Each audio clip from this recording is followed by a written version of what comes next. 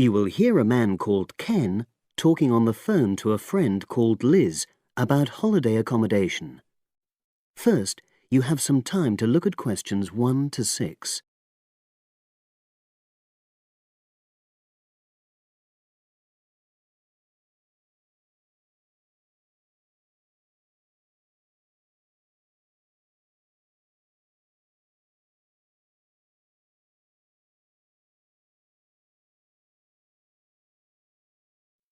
Now we shall begin. You should answer the questions as you listen because you will not hear the recording a second time. Listen carefully and answer questions 1 to 6.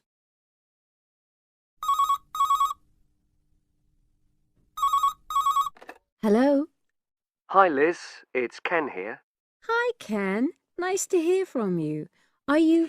This is just a quick call, but Mary and I have just been talking about our summer holiday. We haven't booked a place yet, and we've left it a bit late. We were just wondering if you know of any holiday rentals in your area. It's so nice there. Well, yes. I can think of 2 or 3 places that are very nice. What dates have you got in mind? The 10th of July to the 22nd of July. Oh, yes. That is quite soon, isn't it? Well, there's a place near here called Moonfleet. Is that MOONFLEET? That's right. It's quite a rural location, and it's next to the owner's house, but it's got fields all around it, so it's very pretty. Sounds okay.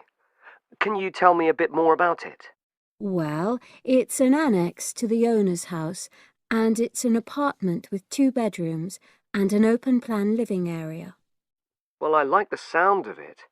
Is there anything we might not like about it?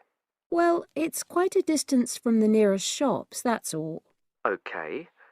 And...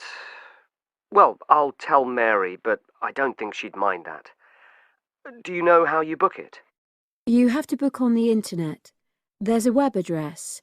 It's www.summerhouses. One word? Yes, then .com. You'll be able to look at a photograph on that. Okay. And what about the others? Where are they? The second one I'm thinking of is called Kingfisher, and that's even more rural. It's a really beautiful location, in fact. It's by the river, and it's got nice views. It overlooks woodland on the other side. Is that an apartment? No, it's a 3-bedroomed house, and that's got a dining room as well as a separate living room and a kitchen. But I expect it's more expensive. You'll have to check the prices.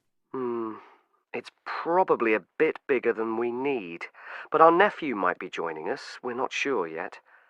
How do you book Kingfisher? You have to phone the owner directly. Shall I give you the number? I've got it here in my phone book. It's 01752 669 218. Right. Before you hear the rest of the conversation, you have some time to look at questions 7 to 10.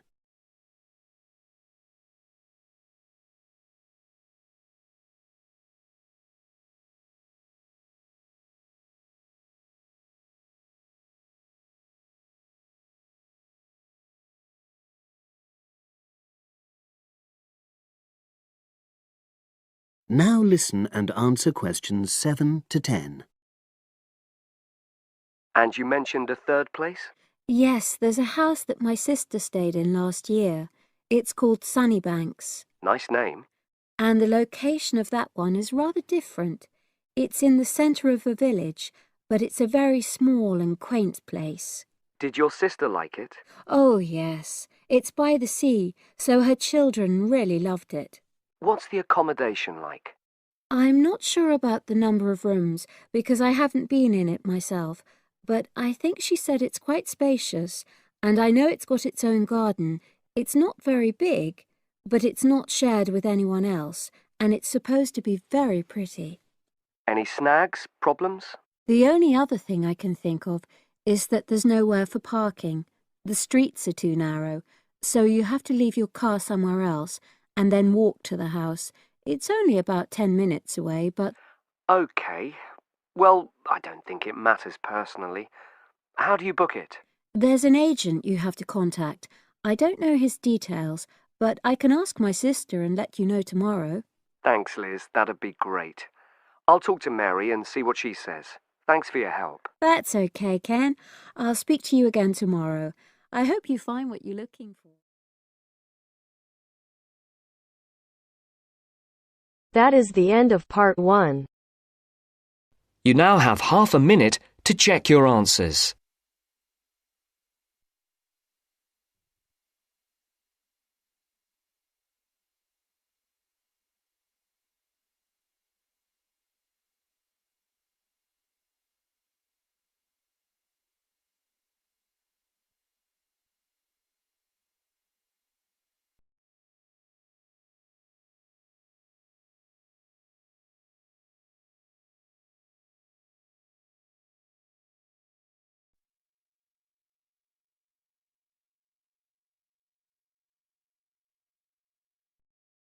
Now turns to part 2. Part 2. You will hear two flatmates, Tom and Richard, talking about their new flatmate who has just moved in the week before. First, you have some time to look at questions 11 to 16.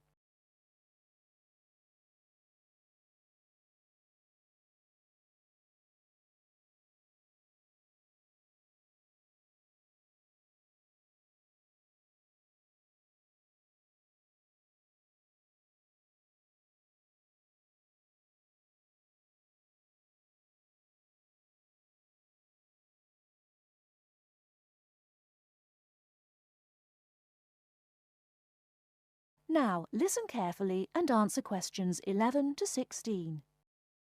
Hi, Richard. I'm glad I caught you here. Can I just talk to you about something? Our new flatmate, Anders, is not quite what I had hoped. I was wondering if you shared my concerns about some of his behaviour. Yes, Tom, I know what you mean, but we can't be entirely negative.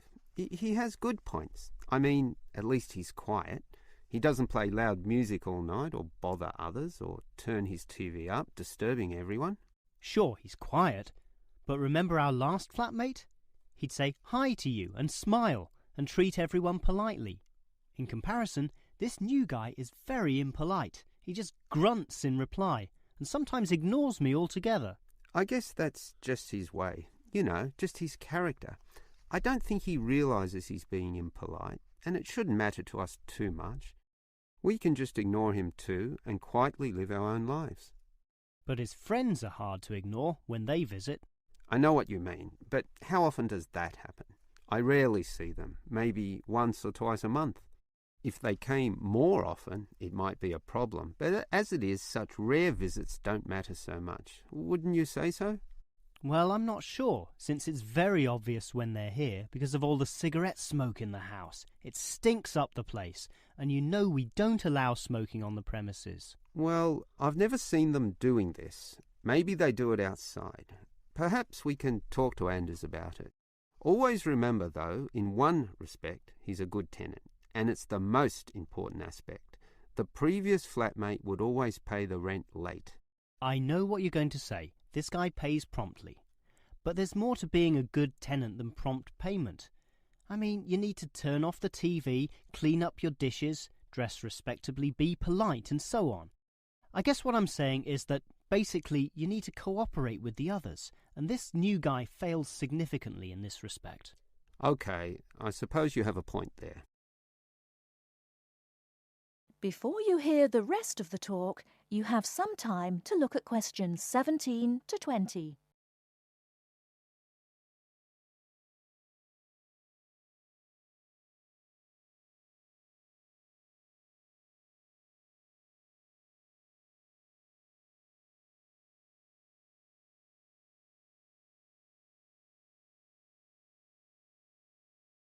Now listen and answer questions 17 to 20. I tell you what, Tom, why don't we talk to our new flatmate, Anders, about these issues? If we throw him out, we'll have to go to all the trouble of finding another flatmate, who might not necessarily be much better. So, let's give the current guy a chance. Here, I've got a piece of paper, so let's make a short list of issues to discuss with him. Get it out into the open. Sure, we'll give him one more chance.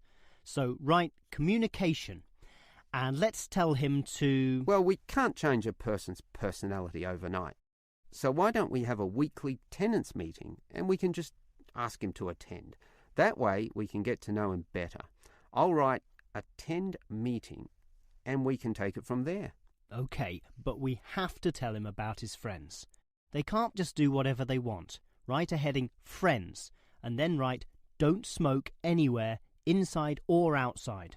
Well, instead of being so direct and possibly causing offence, I'll just write follow rules and verbally mention the rules. TV off by 10 p.m, no loud music or bad behaviour, including smoking. OK, do that, but I still think we need to specifically mention that last issue. You know how I can't stand the habit, so I'd like this to be another and separate point. Cigarettes, strictly forbidden.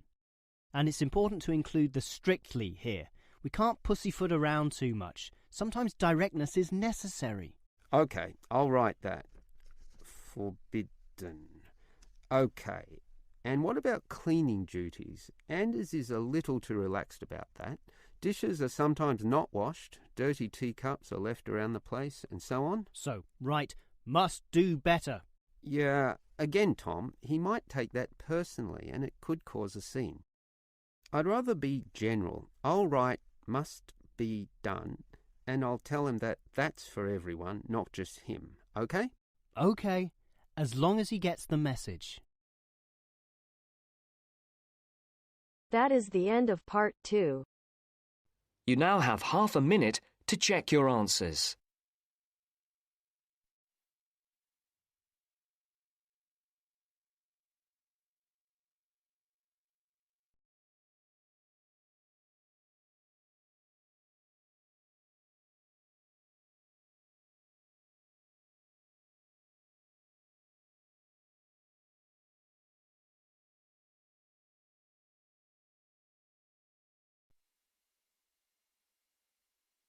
Now turns to part 3. Part 3. The next important development in how history is recorded came with print. First, you have some time to look at questions 21 to 25.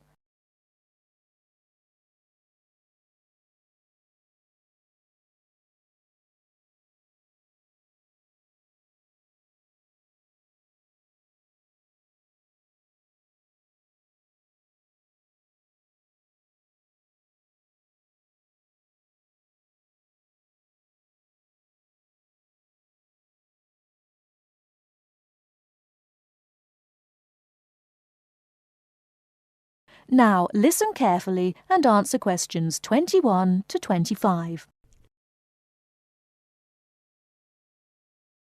The next important development in how history is recorded came with print. In the 8th century, the Chinese invented paper and woodblock printing. Remember that up to this time, very few people could read and write, and so only a very small number of people could understand written history. Suddenly, many books appeared, and many more people learnt to read. In the 14th century, the first printing press was invented in Germany. This reduced how long it took to produce books. The new printing technique quickly spread to other parts of the world. More books appeared, and even more people learnt to read. The first printed newspaper appeared in 1605, and the first daily newspaper in 1702. Now, people could read news stories soon after the event happened, and every event was recorded and stored. The problem with newspaper history is that newspaper reporters could tell the stories they wanted to tell, and not necessarily the truth. Photography was the next important development. We generally agree that photography was born in 1839. Some of the earliest photographs that the public saw were images of the American Civil War. Before you hear the rest of the talk, you have some time to look at questions 26 to 30.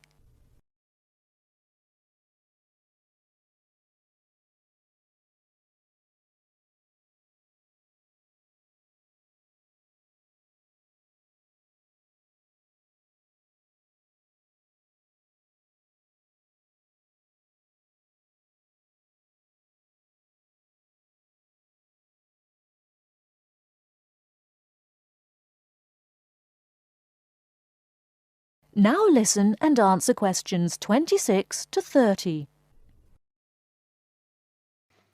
People were shocked by the photographs of dead soldiers, and for the first time saw the reality of war. By 1850, photographs appeared regularly in newspapers, and people now expected the truth. At the end of the 19th century came the first motion picture camera. Soon, history was being recorded as moving images. In the 1930s, television brought moving images into people's homes. More and more people saw history as it happened, and more history was recorded. Today, of course, we expect that every event in the world is recorded. Satellite TV and the Internet allow people to watch any event, anywhere in the world, as it happens. It doesn't matter if the TV cameras are not there. People carry around mobile phones and can record any incident and then share it online. Families have their own video cameras and record their own history. Children now grow up watching their parents and grandparents on film. I'm sure you'll agree that the transition from storytelling to what we have today has been dramatic, and I hope that... That is the end of part 3. You now have half a minute to check your answers.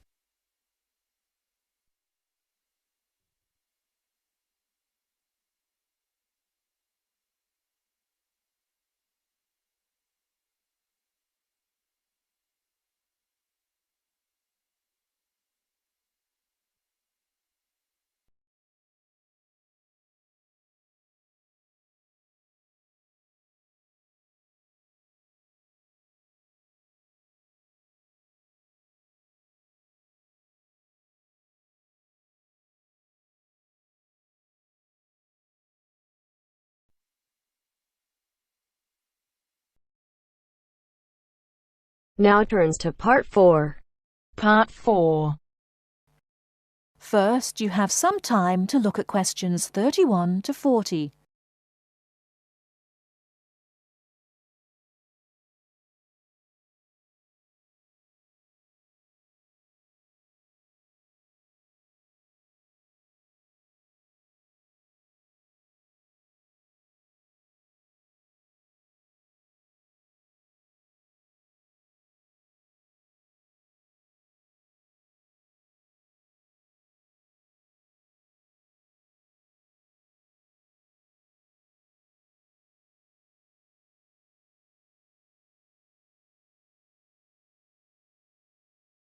Now listen carefully and answer questions 31 to 40. Last week we looked at some of the features of modern houses, and today we're going to turn the clock back and look at traditional house design.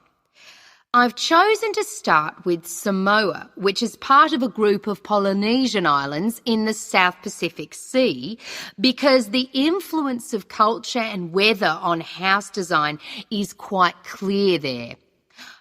So let's have a look at, first of all, at the overall design of a traditional Samoan house. Now, these days, houses in Samoa have become more modern and are usually rectangular. But traditional designs were round, or sometimes they were oval in shape. Here's a picture. This traditional style is still used, often for guest houses or meeting houses, and most Samoan villages have at least one of these buildings. As you can see, there are no walls, so the air circulates freely around the house. Samoa is a place that experiences high temperatures, but the open design of the house also reflects the openness of Samoan society. If the occupants want shelter, there are several blinds made of coconut leaves that can be lowered during rainy or windy weather. Or indeed, the blinds can also be pulled down if people want some privacy. The foundations of the house, that's the part beneath the floor, are raised slightly.